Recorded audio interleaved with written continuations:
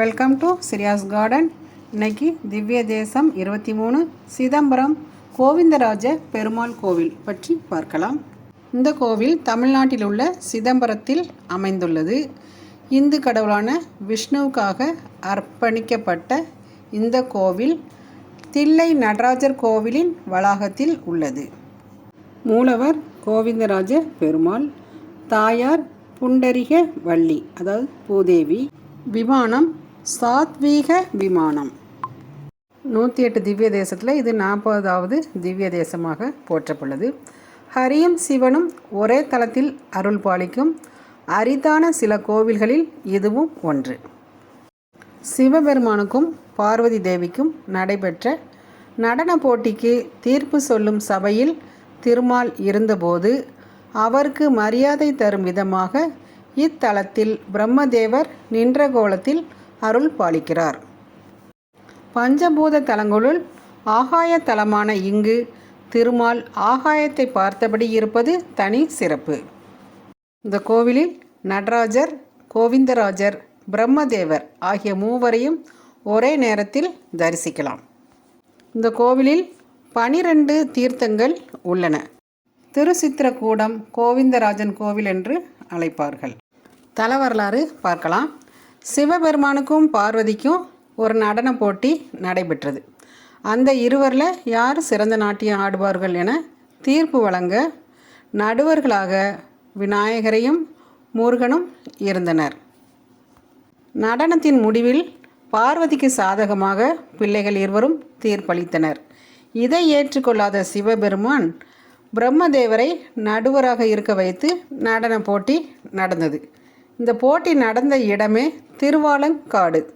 பிரம்மனால் திருப்திகரமான தீர்ப்பளிக்க முடியல. திருமாலை நடுவராக இருக்கும்படி அழைத்தார் சிவபெருமான்.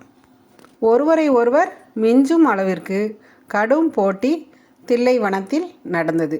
அப்போது சிவபெருமான் உருத்திர தாண்டவம் ஆடி தனது காலினால் காதில் இருக்கும் குண்டலத்தை கழற்றி மீண்டும் காலினால் அதை காதில் அணிவித்தார். ஆனால் பார்வதியால் இதை செய்ய முடியவில்லை. இதனால் அவர் தோல்வியை ஒப்புக்கொண்டார். இருந்தாலும் தனது தோல்வியை தாங்க முடியாமல் தில்லை காளியாக உக்கிர வடிவம் கொண்டாள். இந்த நடன போட்டி நடந்த இந்த தலம் சித்திர சபையாக அமைய உள்ளதால் திருமாலை இங்கு எழுந்து அருளும்படி கேட்டு கொண்டார் சிவபெருமான். இதனை ஏற்ற திருமால் பள்ளி கொண்ட கோலத்தில் இத்தலத்தில் கோவில் கொண்டார். இந்த கோவிலுக்கும் திருப்பதியில் உள்ள கோவிந்தராஜ பெருமாள் கோவிலுக்கும் நெருங்கிய தொடர்பு இருப்பதாக சொல்லப்படுகிறது.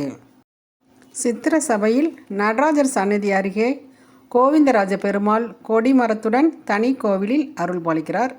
பெருமாள் சந்நிதிக்கு முன் மண்டபத்தில் இருந்து பார்த்தால் நடராஜர், கோவிந்தராஜர், அவரது நாபிக் கமலத்தில் இருக்கும் பிரம்மதேவர் ஆகிய மூவரையும் ஒரே நேரத்தில் தரிசிக்கலாம். இந்த கோவிலில் சித்திரை மாதத்தில் 10 நாட்கள் சித்திரை திருவிழா மற்றும் கஜேந்திர மோட்ச விழா நடைபெறும். வைகுண்ட ஏகாதசி விழா சிறப்பாக கொண்டாடப்படுகிறது. வேண்டிய அனைத்திலும் வெற்றி பெற, நீதி தவறாமல் இருக்க இத்தலத்தில் வழிபாடு செய்தால் நல்ல பலன் கிடைக்கும். நாமும் இக்கோவிலுக்கு சென்று வழிபட்டால் எல்லா பலன்களும் நமக்கு கிடைக்கும். அடுத்த வீடியோவில் திவ்ய தேசம் 24 திருநறையூர் நம்பி பற்றி பார்க்கலாம்.